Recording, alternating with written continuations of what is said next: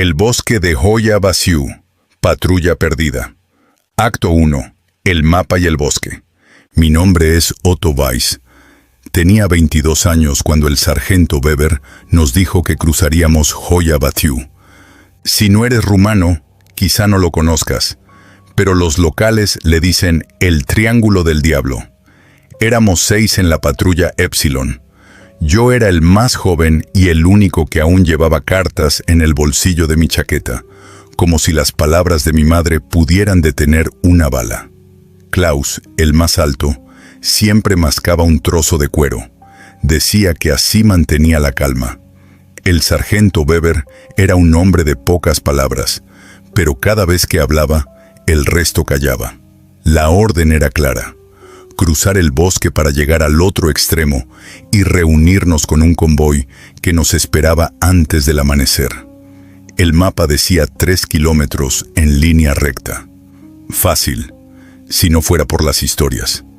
En el pueblo anterior, una anciana nos advirtió: el bosque no quiere que lo atraviesen. Los que lo intentan, vuelven distintos. Si vuelven. Weber solo se limitó a decir: no tenemos elección. Entramos al caer la tarde. La luz se filtraba entre troncos retorcidos como dedos deformes. Los árboles parecían viejos, pero no por los anillos de su tronco, sino por la forma en que se inclinaban, como si escucharan algo bajo tierra. A los 10 minutos, la radio de Steiner comenzó a chasquear. Aquí Epsilon, cambio. Una voz respondió, pero no era del cuartel. Era mi propia voz. Aquí Epsilon, cambio, dijo, con un eco de 2 segundos de retraso. Nos miramos y el sargento ordenó: no respondan a eso. Seguimos avanzando. El aire estaba más frío de lo normal, como si la temperatura hubiera caído 10 grados de golpe. La bruma se movía contra el viento. Klaus, que marchaba detrás de mí, murmuró: ¿escuchan eso? ¿Qué cosa?, pregunté. Parece como si alguien nos imitara los pasos. Nos detuvimos. El eco siguió, un segundo después, pero era más pesado, como si algo más grande nos siguiera. En la base del tronco de un haya encontramos herraduras, no viejas ni oxidadas, brillantes, como recién pulidas. Lo inquietante es que apuntaban en ambas direcciones a la vez, como si un caballo hubiera llegado y salido al mismo tiempo. El sargento revisó el mapa y frunció el ceño. Faltan 200 metros para un claro. Lo cruzamos y salimos del otro lado. Pero el sol estaba mal. No detrás, no delante. Estaba a nuestra izquierda y moviéndose más rápido de lo normal. A los 20 minutos, Klaus desapareció. No hubo grito, ni ramas quebradas, ni disparos. Simplemente dejó de estar. Un segundo marchaba detrás de mí. Al siguiente, el espacio vacío lo reemplazaba. El sargento gritó su nombre y giramos en círculo, pero lo único que escuchamos fue mi voz otra vez, desde la radio: patrulla Epsilon, ya no. Steiner intentó apagar el aparato, no pudo. La radio comenzó a emitir estática que parecía respiración, lenta y húmeda. Seguimos caminando, y el bosque comenzó a repetirse. Reconocí un tronco con una marca que yo mismo había hecho con la bayoneta 20 minutos antes. Volvimos a pasar junto a él, y otra vez. Es como un laberinto, susurró Müller. Pero no hay paredes. Finalmente llegamos al claro. Un círculo perfecto, sin un solo árbol, donde el viento giraba al revés. El termómetro marcaba -5 grados, aunque era primavera. El aliento caía al suelo como humo pesado, acumulándose en charcos de niebla. El sargento dio la orden. Atravesamos rápido, sin detenerse, pero entonces lo vimos. A mitad del claro, un hombre de uniforme alemán, de pie, inmóvil, con los ojos cerrados y la piel grisácea. Parecía uno de nosotros, pero más viejo, mucho más viejo. En sus manos tenía una insignia idéntica a la mía. Me miró y sonrió. Acto 2. El corazón del bosque. El sargento Weber levantó el puño, señal de alto. El hombre que nos observaba en medio del claro no se movía. «¿Quién demonios es?», murmuró Müller, aferrando el fusil. Me di cuenta de que lo conocía, y no lo conocía. Su uniforme era igual al nuestro, pero estaba gastado de una forma imposible, como si hubiera pasado décadas bajo el sol y la lluvia. Tenía la insignia de la patrulla Epsilon, y en el pecho, mi nombre. «No se acerquen», ordenó el sargento. Dimos un rodeo, manteniendo al extraño en la periferia de la vista. Pero él giró lentamente la cabeza y nos siguió, con los ojos cerrados, como si pudiera vernos desde dentro de la oscuridad. Cuando llegamos al otro lado del claro, el hombre ya no estaba. Primera, la línea que se repite. Avanzamos hacia lo que debería haber sido la salida, pero el bosque cambió. Los árboles eran más altos, con la corteza negra y húmeda. Las ramas formaban arcos sobre nuestras cabezas, bloqueando la luz. Parecía de noche. De repente, vimos el claro otra vez, el mismo. «Imposible», dijo Steiner, revisando el mapa. Volvimos a cruzarlo, y volvimos a llegar al mismo lugar. La tercera vez, el hombre estaba de pie en el centro, pero ahora tenía los ojos abiertos. Eran completamente blancos. «Dios mío», susurré. 2. Voces que imitan. La radio volvió a encenderse por sí sola. Esta vez, escuchamos a Klaus. «Muchachos, los necesito. Estoy perdido». El sargento quiso responder, pero la voz continuó sin esperar respuesta. «Aquí no hay tiempo. Todo está». Y la señal se cortó con un grito ahogado. A unos metros, escuchamos pasos apresurados. Corrimos hacia el sonido y encontramos un uniforme tirado en el suelo, aún caliente. No había cuerpo dentro. Los botones estaban abrochados. Tercero, el árbol que traga. Cerca del centro del claro, un roble enorme tenía algo brillante incrustado en la corteza. Era la insignia del sargento Weber. Él juró que no la había perdido. Cuando intentó sacarla, la madera se cerró alrededor de su mano como si fuera arcilla blanda. Tuvimos que tirar entre dos para liberarlo. La piel de sus dedos estaba arrugada, como si hubiera estado sumergida en agua por horas. Cuarto, el campamento abandonado. Creímos encontrar la salvación al ver humo a lo lejos. Llegamos a un campamento, idéntico al nuestro. Las tiendas, las mochilas, las raciones, todo. Incluso había una taza de café humeante sobre una caja de municiones. Pero había algo más. Dentro de la tienda de mando colgaba un mapa con nuestra ruta trazada y tachada con una cruz roja. En la esquina inferior, escrita a lápiz, estaba la frase: «No salgan de noche». Al salir, vimos huellas frescas que llevaban al interior del bosque y que coincidían con las nuestras. 5. La desaparición de Steiner. La niebla comenzó a caer rápido, cubriendo el suelo hasta la cintura. El aire olía a metal y tierra mojada. Steiner, que cerraba la formación, gritó: «Giramos». Y lo vimos a 5 metros detrás, tirando de algo invisible, como si lo sujetaran desde el suelo. «Ayúdenme». Corrimos, pero en cuanto lo tocamos, se sintió como si lo empujaran hacia atrás a través de una cortina líquida. Sus botas se hundieron, y luego solo quedó el agua oscura de la niebla. El sargento ordenó seguir, pero todos sabíamos que Steiner había dejado de existir en el mismo plano que nosotros. 6. El susurro colectivo. Pasada la medianoche, aunque el reloj marcaba las 5 de la tarde, escuchamos un murmullo a nuestro alrededor. No era viento, eran palabras en un idioma que no reconocía, pronunciadas por decenas de voces. Müller cayó de rodillas, tapándose los oídos. «Están dentro de mi cabeza, están diciendo mi nombre». El sargento intentó levantarlo, Pero entonces Müller dejó de temblar y sonrió de una manera que no le pertenecía. «Otto», me dijo mirándome fijo, «ven con nosotros». Le apunté con el fusil, no porque quisiera disparar, sino porque no quería que se acercara. Él dio un paso y la niebla lo envolvió como una serpiente, levantándolo del suelo. Cuando se disipó, no quedaba nada.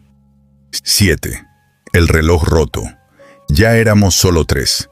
El sargento, un soldado llamado Vogel y yo. Weber sacó su reloj de bolsillo. Las agujas giraban hacia atrás.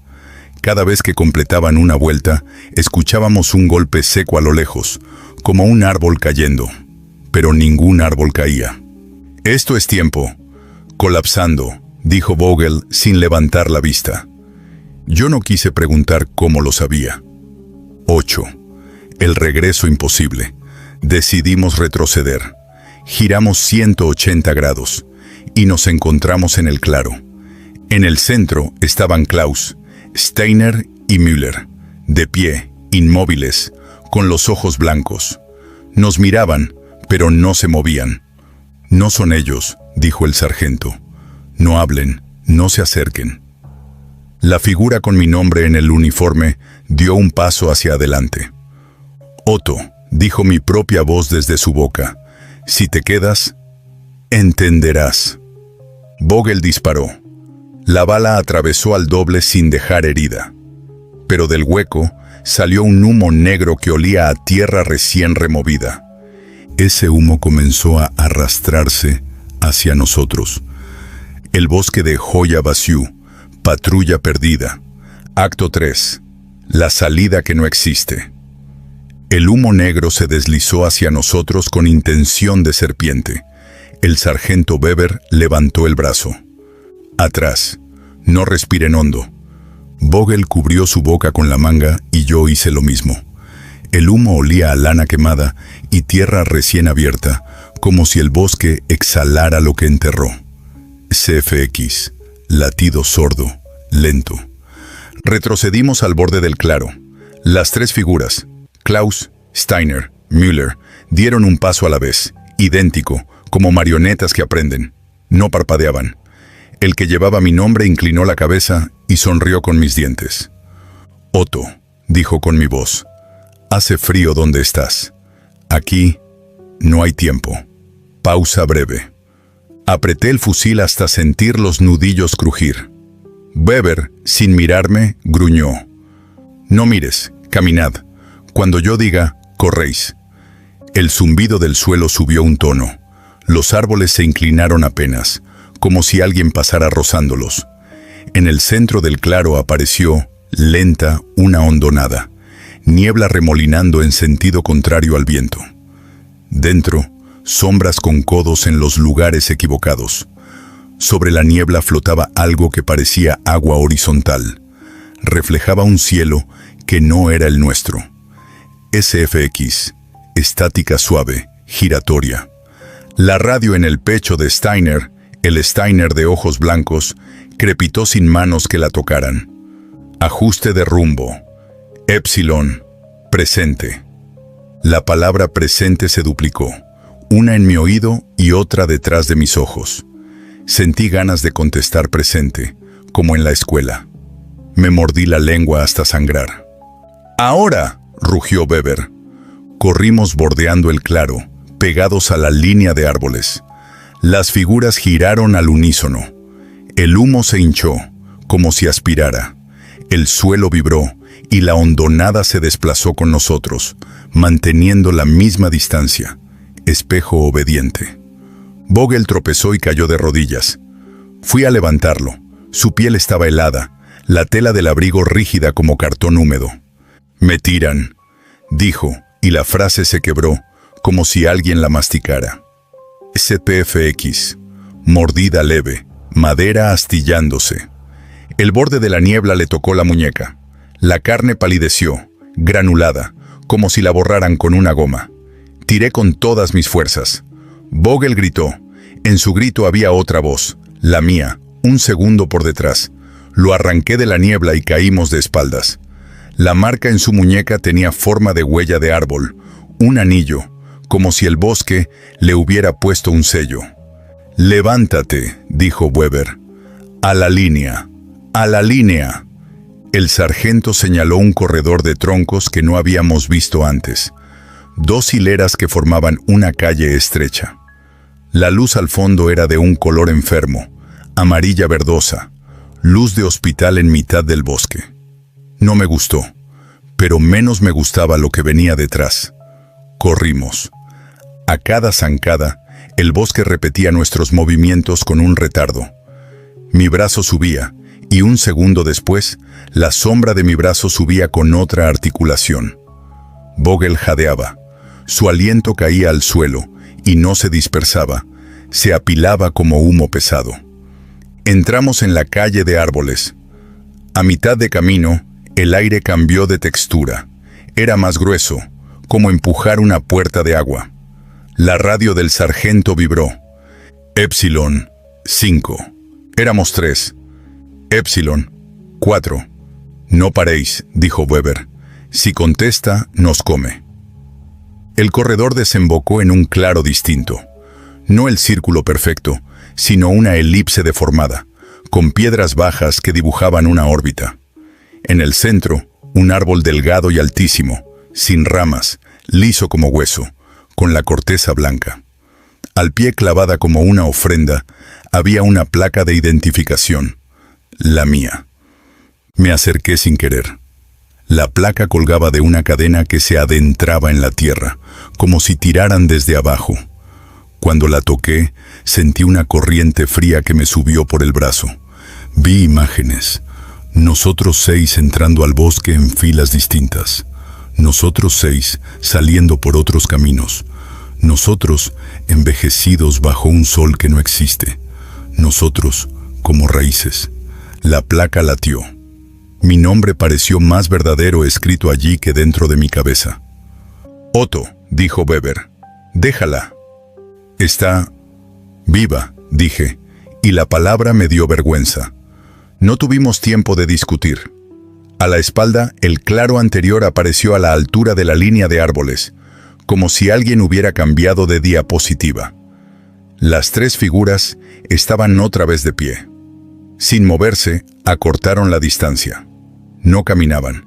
El espacio se contrajo. El que vestía mi nombre inclinó la cabeza, curioso. «Aquí», dijo, «no duele». Vogel cayó de bruces. No por cansancio, porque el suelo subió a buscarlo. Lo vi desmigajarse en una nube de polvo claro que no voló con el viento. Se asentó a su alrededor como harina. Intenté cogerlo, y mis dedos agarraron forma sin sustancia. Vogel me miró desde debajo del polvo. Sonreía con la paz de los que duermen en el tren de la tarde. «Dile a mi hermana», susurró, «que la foto está detrás del marco». Y dejó de ser Vogel. Quedó la costumbre de su forma. Quedábamos 2. El sargento Weber no dijo nada.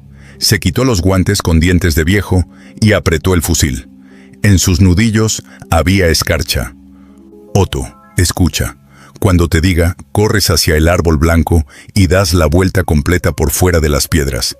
Si las pisas, te quedas. ¿Entendido? ¿Y usted?» «Yo también corro», me miró. «O eso intentaré». La radio escupió una palabra que no conocía, y aún así entendí. Ajuste. Las piedras del suelo temblaron, marcapasos de una criatura enterrada. El árbol blanco se inclinó un grado, y volvió. Ahora. Corrí. Sentí que alguien sujetaba mis tobillos con manos de lana mojada. «No mires», me repetí. «No mires». Miré. Mal a mi izquierda, el claro duplicado mostraba otra versión de mí, más alto, con barba de semanas, corriendo en el mismo círculo, por fuera de otras piedras. Al otro lado, otro yo sucio, con un vendaje en la frente, cojeando. Los 3 corríamos, y la elipse parecía unir nuestras trayectorias como anillos de Saturno. Completé la vuelta. Al llegar al punto inicial, el aire cambió. Me golpeó un olor reconocible. Gasoil, hierro, cocina. Una carretera. El mundo real moviéndose con la indiferencia de siempre. Di un paso más y algo me tiró hacia adentro del círculo, como si un imán me obligara a corregir el error de haber salido. Me agarré al tronco blanco. Estaba tibio. Noté en la palma latidos que no eran míos. «Otto, Weber». El sargento corría con torpeza preciosa. Detrás de él, las figuras desenfocadas se plegaban y desplegaban como insectos bajo vidrio. El humo se levantó y tomó forma de boca, una boca enorme hecha de huecos, y mordió. La boca tomó a Weber por la cintura. Él la golpeó con la culata del fusil. El fusil se apagó, dejó de ser recto, se volvió sombra. El sargento me miró como si fuera su hijo y me lanzó algo, su placa de identificación. La atrapé, y por un instante las dos placas, la suya y la mía, sonaron juntas como campanas sumergidas. La mordida tiró. Weber ancló las botas, que ya no eran botas, sino dibujos de botas en el barro. «¡Corre!», ordenó. Fue una orden con toda la guerra adentro. Quise desobedecer. Quise entrar, agarrarlo, sacarlo. El tronco blanco vibró y algo decidió por mí. La elipse se estrechó como un diafragma y me expulsó. Caí de cara sobre gravilla. Olía a combustible. Una carretera estrecha, luz de tarde correcta, sombras obedientes. Detrás, el bosque continuaba, vulgar, con sus pájaros que por fin cantaban como pájaros. Me di vuelta. Donde debería estar la elipse había pinos.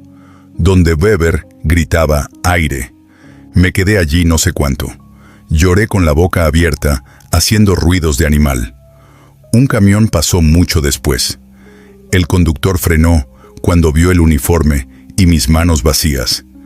«¿Eres real?», le pregunté, y él rió como ríe quien no quiere mirar demasiado. Volví 2 veces. La primera, de civil, con una linterna que apaga los miedos chicos. El claro no estaba, o estaba en otra hora. Caminé hasta una hondonada y escuché mi nombre antes de pensar mi nombre. Me fui. La segunda fue cuando la guerra terminó y yo ya no recordaba mi cara sin cicatrices. Entré con 2 placas en el bolsillo, la de Weber y la mía. Busqué el árbol blanco. Encontré un tronco enfermo con la corteza pálida. Clavé mi placa al pie. «Para que sepas, bosque», dije, «que estuve». La tierra la tragó con satisfacción de perro viejo. Sonó, leve, la misma campana sumergida. Esa noche, en la pensión, abrí el cajón de la mesita.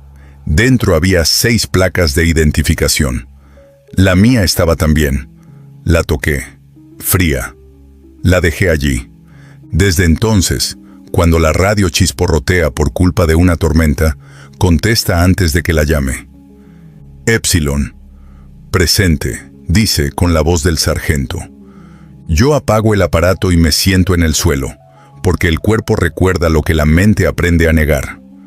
A veces sueño que doy la vuelta al árbol y nunca regreso al punto inicial. El sueño me gusta. Es el único lugar donde Weber no muere. Epílogo, basado en hechos reales. El bosque de Hoya Baciu existe. En 1944, durante los últimos meses de la Segunda Guerra Mundial, registros militares rumanos y alemanes mencionan la desaparición de varias patrullas en la zona, entre ellas una unidad conocida como Epsilon. Ningún cuerpo fue recuperado, y algunos equipos hallados años después aparecieron en lugares imposibles, intactos y sin señales de combate. Testigos locales hablaron de ecos que caminaban solos y luces que se tragaban a los hombres. Los informes fueron archivados y nunca se reconocieron oficialmente, pero los nombres de los soldados siguen apareciendo en placas anónimas dejadas por visitantes que aseguran escuchar voces en la niebla. Este relato ficcionaliza los hechos, pero en Hoya Baciu, la línea entre ficción y realidad es más fina que un susurro.